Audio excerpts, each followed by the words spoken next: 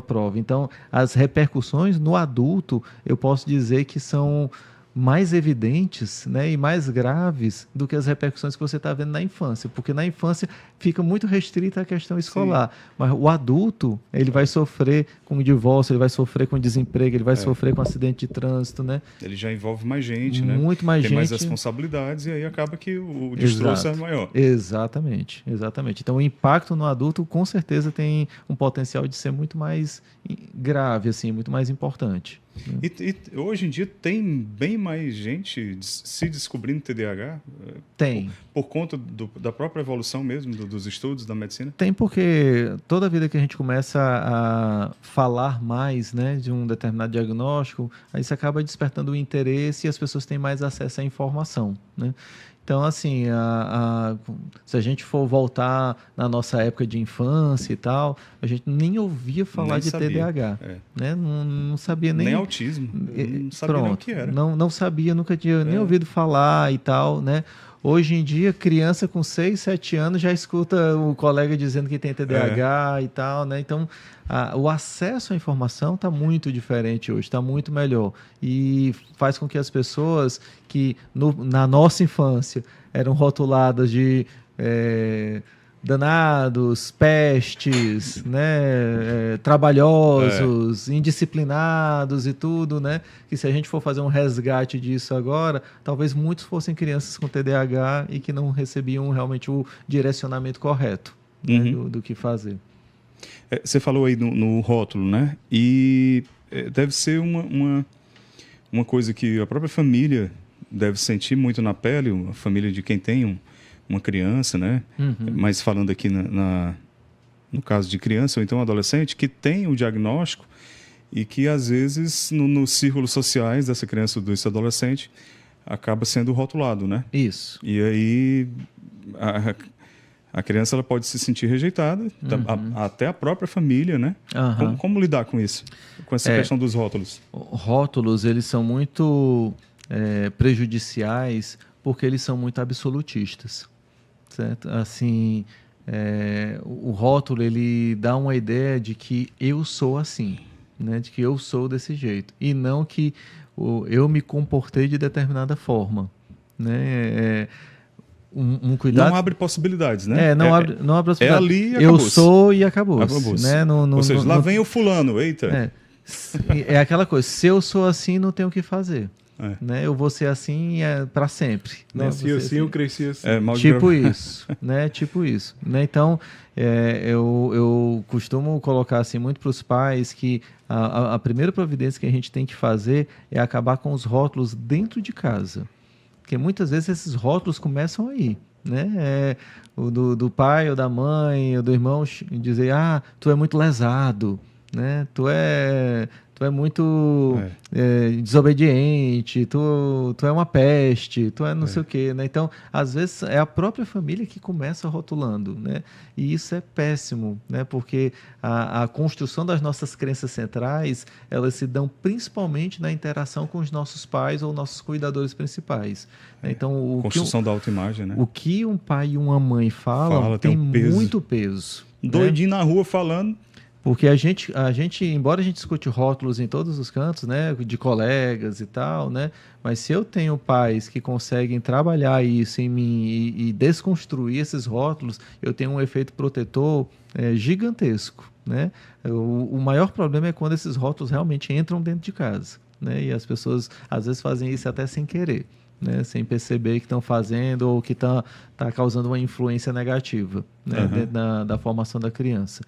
Então, todo rótulo a gente costuma corrigir com educação.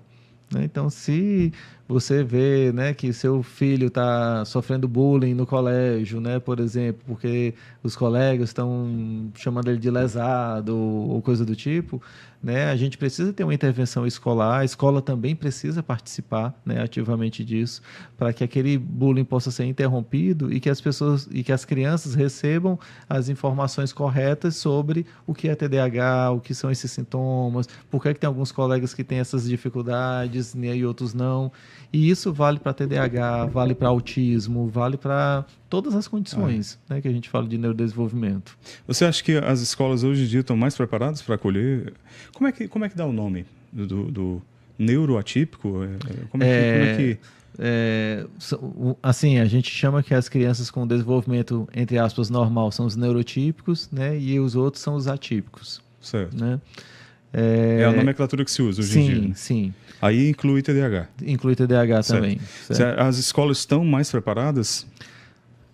Vamos dizer que... Tá menos ruim. Ainda é ruim, tem mas muito o que nadar ainda aí. Poderia estar numa situação melhor, certo? Mas pelo menos elas já falam mais sobre isso, já acolhem mais, por exemplo, a equipe multiprofissional, né, dentro da escola. Né? Então, tem escolas que dialogam com a psicóloga, dialogam com o psiquiatra, né, que fazem adaptações curriculares, né, que conseguem dar algum tipo de suporte, né, para crianças que têm algum tipo de necessidade. Algumas, vamos dizer assim, estão um pouco mais à frente do que outras em relação a isso, mas de uma maneira geral, né, elas estão... assim, as crianças, as escolas, elas sabem hoje o que é TDAH, sabem hoje o que é espectro autista, né? Praticamente todas as escolas têm alunos com TDAH e com autismo, né? Não existe nenhuma escola hoje que não tenha né, alunos desse tipo. Só que a equipe pedagógica da escola, algumas, né, precisam dar um pouco mais de suporte e comprar um pouco mais essa briga também para algumas crianças que estão sendo ainda prejudicadas por rotulações ou comportamentos, né, inadequados por parte dos pares. É porque já é uma realidade tão, né, palpável hoje em dia que não precisa esperar virar uma lei. Para ser obrigado, né? Precisa vir uma lei, todas as escolas vão ter que fazer assim, assim, assado. Vão ter que fazer isso. Mas aí... Também tem um problema da lei ter que ser lida por um diretor que tem TDAH, né? Não vai dar certo, né? Eita, mano, o que era para fazer, hein? Mas eu concordo, né? Eu concordo que a gente está num nível assim, de conhecimento e de desenvolvimento, inclusive de técnicas de pedagogia mesmo, né? De psicopedagogia e tal. Né? Nós temos recursos pedagógicos hoje que são muito melhores, né? E muito mais estudos sobre isso. A princípio não precisaria ter uma lei, né, que existe, né, é importante que se diga, essa lei já existe, né, mas não precisaria a princípio ter uma lei. Só que, é específica sobre o transtorno? Sobre TDAH e dislexia, né, por exemplo. Abrange os dois. Sim, abrange os dois. Só que a gente sabe, vou dar um exemplo de algo que eu acho que talvez vai ficar mais claro, que às vezes é importante que tenha uma lei sim, né. Por exemplo, uma coisa que eu acho extremamente importante que está acontecendo esse ano, a lei que proibiu celulares na escola, certo? Já se sabe há muito tempo que isso causa prejuízo. E por que as escolas não proibiam antes, né? Porque tem escola que proíbe e outros que não proíbem. Tem pais que fazem questão que a criança esteja com celular, né? E outros que não queriam. Mas enquanto não vira uma lei, né? Aí fica aquela coisa de que cada escola faz do jeito que acha que deve fazer. Às vezes a escola não quer desagradar os pais. Às vezes a escola não quer desagradar alguns pais. Né? É interessante porque nesse movimento agora eu estou até me surpreendendo porque eu achava que ia ter muita resistência dos alunos, né, em relação a isso. E, pelo menos com quem eu tenho tido contato, está sendo muito tranquilo. Pois os meninos estão até jogando bola agora na hora do recreio. Estão conversando, jogando bola, brincando. Não, Roger? Contando piada, né, Roger? Nós conhecemos. Voltaram a ser suspensos os meninos. Antes não tinha suspensão. Os professores já notam a diferença na aula, de perceber os alunos mais participativos, né, assim, prestando mais atenção na aula e tal, né. Só que aí é como eu faço. Será que precisava ter uma proibição para a gente enxergar o óbvio, né? Era óbvio que isso era necessário, né? Era óbvio que presença de celular dentro de sala de aula é um distrator e que fazia, né, causava prejuízo. Na hora do recreio, que as crianças ficavam só lá no celular em vez de estarem convivendo e tudo. Mas muitas vezes a gente precisa de uma lei para normatizar, para que todo mundo seja uniforme, né, e vem o Estado, aí a escola vai cumprir para todos e dizer, é lei. Então Exatamente. a gente precisa cumprir, né? Exatamente. Então o pai pode achar ruim, ou pode não achar ruim, mas está cumprindo aquilo dali. Está cumprindo, né? Exatamente. Por falar nisso, interferência das telas. Uhum. A gente sabe que é um problema crônico de saúde pública hoje em dia, né? Sim. Mas especificamente sobre aqueles que possuem o diagnóstico do transtorno. Uhum. Qual o efeito disso? O que é que os pais podem fazer? Olha, telas em excesso provoca distração em qualquer pessoa, independente de ter TDAH ou não, certo? Então, existem estudos mostrando bem isso, né? Inclusive através de realização de avaliações neuropsicológicas, né? Compara pessoas que fazem uso de telas, por exemplo, 2 horas por dia e pessoas que fazem uso de telas por 6 ou mais horas por dia, né? Deixa eu fazer um parênteses aqui.